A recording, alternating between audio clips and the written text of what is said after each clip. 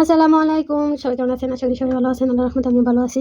এগুলো হচ্ছে কলিজা, আর এগুলো হচ্ছে আপনার খাসির কলিজা। এই যে সময় খাসি জবাই করা হয়েছিল, এই কলিজা আমি কলিজাগুলো ধুয়ে পরিষ্কার করে সিদ্ধ করে আবার কুটি কুটি করে কাইটা নিলাম। দেখেন, কুটি কুটি করে কাইটা নিলাম। এগুলো রান্না করবো আমি, আর সাথে রান্না করবো আমি ডাটা। এই দেখেন, শাকগুলো ওই দিন রান্না করছিলাম, এই ডাটাগুলো আমি ডাল দিয়ে রান্না করবো। এই দেখেন, এই জায়গায় আমি এক বাটি ডাল নিয়ে আসছি ধুয়ে পরিষ্কার করে।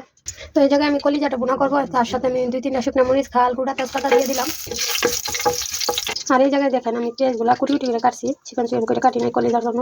আমি এখন পেঁয়াজগুলো ভাজা নেবো, সাথে আমি পেঁয়াজগুলো হালকা ভাজা দেবো, বেশি ভাজবো না, হালকা একটু লাল লাল করে নেবো। এই জায়গায় দেখেন, আমার পেঁয়াজগুলো হালকা ভাজা নিচ্ছি। আমার পেঁয়াজটি কিন্তু কলিজার লগে এরকম আস্তে আস্তে থাকবে, তার জন্য আমি কিন্তু কুটি কুটি করে কাটি নাই। আমি এখন দিয়ে দিলাম রসুন বাটা, আদা বাটা, রসুন হালকা একটু ভাজা দিয়ে নেবো। আমি গুঁড়া মশলা দিয়ে দিলাম, ধনিয়ার গুঁড়া দিলাম একটা, মরিচ, হলুদ, জিরা, গরম মশলার ফাঁকি, মশলাটা একটু কষে নেবো ভালো করে। দিয়ে দিলাম কাঁচামরিচ, একটু পানি দিয়ে মশলাটা কষা নেবো ভালো করে। তো মশলাগুলো কষা নিয়ে গেছে, আমি কলিজাগুলো দিয়ে দিলাম। এখন আমি মশলাগুলো কলিজার সাথে ভালো করে কষিয়ে নেবো, আস্তে আস্তে জাল দিয়ে একটু টাইম কষিয়ে তারপর দিয়ে দেবো। তো এই জায়গায় আমি পাতিল বসিয়ে নিলাম ডাটা শাক রান্নার জন্য, আর আমি এই জায়গায় তেল দিয়ে দিলাম। এই জায়গায় আমি রসুন আর কাঁচামরিচ দিয়েছি, আমি পেঁয়াজ দেবো না, ডাটা শাক শুধু রসুন দিয়ে বাগান দেবো। তো রসুনটা আমার হালকা বাদামি কালার হয়ে আসছে, আমি অল্প একটু আদা দিলাম, বেশি দিলাম না, অল্প একটু দিলাম আদা। একটু পানি দিয়ে দিলাম ধনিয়ার গুঁড়া, মরিচ, হলুদ, হালকা একটু গরম মশলার গুঁড়া। আমি জিরা দিলাম না, যেহেতু এটা নিরামিষ এখানে আপনারা চালে দিতে পারেন। আর আমি অলরেডি মশলা ডালটা কমিয়ে দিচ্ছি, যেহেতু এটা ডাল অল্প করে ডাটা দিয়ে দিলাম, পরিমাণ মতো লবণ। তো মশলাটা কষানো হয়ে গেছে, আমি ডাটাগুলো দিয়ে দিলাম। ডাটা শাকটা একটু কষিয়ে তারপর ডালটা দিয়ে দেবো। এই জায়গায় দেখেন, আমার কলিজাটা অনেকটাই কষানো হয়েছে। আমি কিন্তু লবণ দিইনি, কারণ আমি পেঁয়াজ ভাজার সময় হালকা একটু লবণ দিয়েছিলাম, আর সিদ্ধ করছি লবণ দিয়া, পরে দেখা তারপরে লবণ দিব পরিমাণ মতো। এখন আগে একটু কষানি হোক। দেখেন কালারটা, আমি খেয়ে বাঞ্ছে দিয়ে গেলাম। আমি রান্না বসাইছি, অর্ধেক রান্না শেষ, আমার গাছ নাই। এখন কেউ নাই যে কাউকে বলবো আমার গ্যাসটা আইনা দেওয়ার জন্য। তো এই তো দোকান থেকে গ্যাস আনা হয়েছে, একজনকে বলছি গ্যাস আইনা দিয়ে দিতে, গ্যাস দিয়ে গেছে। এখন নিজে নিজে লাগাইতে হইব।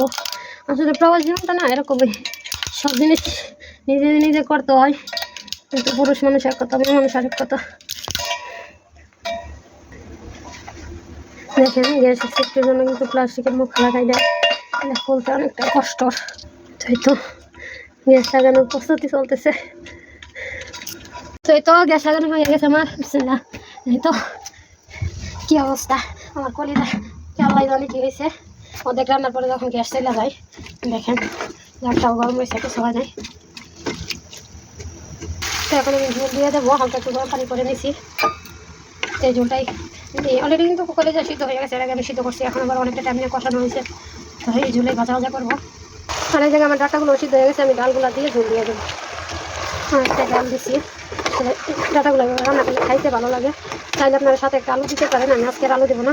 এর আগের দিন আমি আলু দিয়ে ডাল দিয়ে রান্না করছিলাম। এই তো জল দিয়ে দিলাম।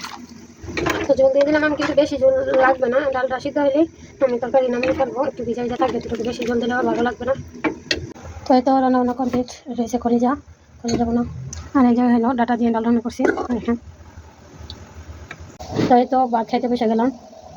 প্রথমে ডাটা নিয়ে নিলাম।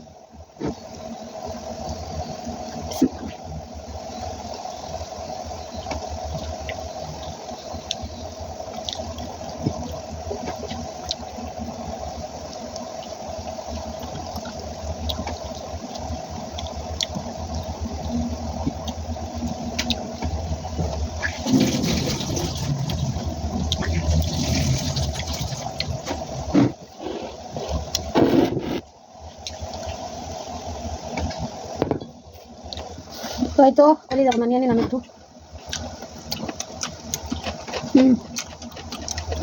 মজা হয়েছে,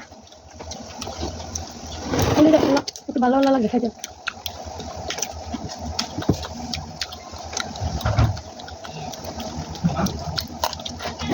তো আমি খাওয়া দাওয়া শেষ করি, সবাই ভালো থাকবেন, সুস্থ থাকবেন, আল্লাহ হাফেজ।